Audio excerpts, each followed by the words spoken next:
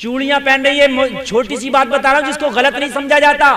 आमतौर से बाजार में मार्केट में जाकर औरतें, हमारे घर की बच्चियां, हमारे घर की औरतों की बात कर रहा हूं, ये हमारे माशरे की बात कर रहा हूं, जो आम समझते हैं, हम इसको बुरा नहीं समझते, चूड़ियां खरीद रही है। वो हाथ पकड़ के हाथ में पहनाता भी और डाल के भी देखता है कि चूड़ियां का नाप सही है कि नहीं है।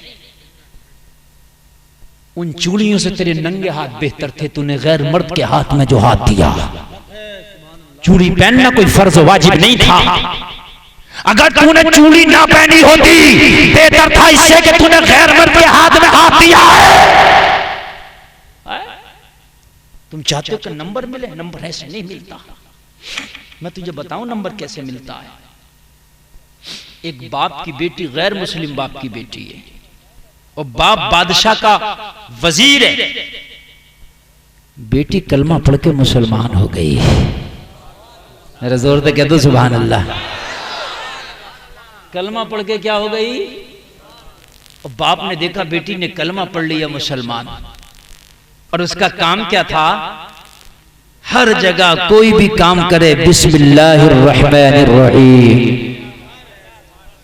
जो भी काम बिस्मिल्लाह से शुरू, जो भी काम बिस्मिल्लाह से शुरू, जो भी काम बिस्मिल्लाह से शुरू। बाप बाप खोल गया, तू ये क्या करती है? कहने लगी क्या करें, हमने तो अल्लाह के नाम का कलमा ही पढ़ लिया है। बाप वजीर था, बड़े ओहदे का मालिक था। सोचने लगा बेटी को अगर मार दूं तो बदनामी हो जाएगी कि वजीर ने बेटी को क्यों मारा। कहते ना ऐसी जवान बेटी को कोई मारेगा तो बदनामी हो जाएगी। और फिर ये कहूं मेरी बेटी कलमा पढ़ ली है तब भी मेरी बदनामी है कि तेरा अपनी बेटी पे कोई होल्ड होल्ड नहीं था कि कलमा पढ़ ली। बादशाह के पास गया, खामोशी से बादशाह को पूरा किस्सा बताया। बादशाह ने कहा टेंशन ना लो, टेंशन, ऐसा माहौल बनाऊंगा, ऐसा काम करूंगा कि बेटी भी मर जाएगी और तेरे ऊपर खून के धब्बे भी नहीं आएंगे। क्या करें मेरी बहनों, जरा सुनना। जिसने शरीयत के दामन को पकड़ा ना, नंबर उसी को मिलते हैं। जिसने शरीयत के दामन को पकड़ा, इज्जत उसी को मिलती है। बादशाह ने कहा मेरी ये शाही अंगूठी है जिसकी कीमत बहुत ज्यादा है, ये अंगूठी जाके अपनी बेटी को दे दो कि लो ये बादशाह की अंगूठी है, हिफाजत से रख दो। तेरी बेटी जहां रख देना उसी अंगूठी को चुरा के उठा के कहीं समंदर में फेंक देना। फिर मैं बेटी से अंगूठी मांगना, वो नहीं देगी तो बस मैं कहूंगा अमानत में खयानत की, मेरी अंगूठी चुराई है। और बादशाह की अंगूठी की चोरी के इल्जाम में फांसी की सजा सुनाएंगे। बात समझ में आ गई? सांप भी मर गया, लाठी भी नहीं टूटेगी। कह रहे हुजूर लाइए शाही अंगूठी, बेटी को दी। बेटी ये बादशाह की शाही अंगूठी है, इसको कुछ दिन के लिए अपने पास रख लो, फिर मुझे दे देना। बेटी ने अंगूठी ली, बिस्मिल्लाहिर्रहमानिर्रहीम। उसका तो काम ही ये था, हर काम बिस्मिल्लाह से था। और रख ली। बाप देख रहा था कहां रखेगी, उसने घर में रख दी। बस रात आई, बेटी सो गई, बाप ने उठा ली और उठा के दरिया में फेंक दी ताकि कहीं मिल भी ना जाए। और जैसे दरिया में फेंकी ना, तो दरिया में तो मछली भी होती है ना।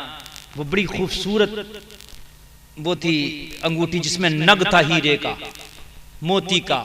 और मछली जो है दरिया के मोती को भी कभी कभी निगल लेती है। बस मछली ने देखा, निगल लिया। मछली ने निगला, बाप खुश, बाप खुश। बस बादशाह ने एक महफिल सजाई। क्या सजाई? महफिल, सबके सामने सजाए मौत दूंगा। जब महफिल सजे, सब खाना खा रहे हो, तो वजीर से कहा अपनी बेटी से अंगूठी मांगना। मैं तुझसे कहूंगा मेरी अंगूठी ला, तू अपनी बेटी से कहना ला बेटी वो अंगूठी। और अंगूठी है नहीं, वो मना करेगी तो सबके सामने कहूंगा तेरी बेटी ने चोरी की है मेरी अंगूठी की, सबके सामने सजाए मौत दूंगा। बस वजीर के बात समझ में आ गई। बादशाह की दावत रखी गई। वजीर ने तरह तरह के खानों का इंतजाम किया। सोचा यार सब तरह के खाने, एक मछली रह गई, मछली और खरीद के ले आऊं ताकि बादशाह की दावत में मछली भी हो जाए। हाय हाय, जब बाजार मछली खरीदने गया ना जब शिकारी से मछली का सौदा किया ना, वही मछली खरीद बैठा जो मछली उस अंगूठी को निगली थी। वही मछली उस शिकारी के जाल में फंसी थी और उसको यही खरीद बैठा जो अंगूठी निगली थी। कहने लगा ये मछली चाहिए, कीमत बता दी, खरीद लिया, इसे क्या पता। उसी बेटी से बोला लो मछली पने बनाओ, बादशाह की दावत है। वही बेटी जिसको अंगूठी दिया था, उसको पता नहीं मेरी अंगूठी चुर चुकी है, उसको नहीं पता। उसने बिस्मिल्लाह पढ़ के मछली का पेट चाक किया तो अंगूठी मिल गई। हाय हाय हाय, बिस्मिल्लाह पढ़ोगे तो जाएगी कहां? तेरी किस्मत का कहीं नहीं जा सकता। अल्लाह पे भरोसा तो रख। समंदर में गिरी, दरिया में गिरी यार, अल्लाह अंगूठी मछली से तलाश करा के मछली के जरिए इस तक पहुंचा के बता रहा है कि बन के फानूस जिसकी हिफाजत हवा करे वो शमा क्या बुझे जिसे रोशन खुदा करे। बहुत अच्छा। और मेरी बंदी तेरे साथ मेरी मदद है, तू परेशान ना होना। इसने देखे तो वही मछली है, वही अंगूठी है जो मेरा बाप ला के दिया था। समझ गई मेरा बाप मेरे साथ चाल खेल रहा। बिस्मिल्लाह पढ़ के जेब में रख ली। हाय हाय। और मेरी बहनों कान खोल के सुनो, ये बेहयाइयों के काम छोड़ दो, आ जाओ शरीयत पर, बन जाओ कनीज़े फातिमा। इतना नंबर मिलेगा, इतना नंबर मिलेगा, मैदान मैशर में जो रिजल्ट कार्ड तुम्हारे सामने आएगा ना, नंबर इतना होगा, फर्स्ट डिवीजन से पास होकर जन्नत की हकदार हो जाओ। बिस्मिल्लाह पढ़ के जेब में रख लिया। दावत हुई। अब भाई बादशाह की जब मजलिस बिल्कुल शबाब पर आई तो बादशाह बोला वो हमारी अंगूठी लाइए, क्योंकि मामला पहले से फिक्स था। बस कहा हुजूर वो बेटी को दिया, बेटी अंगूठी लाइए।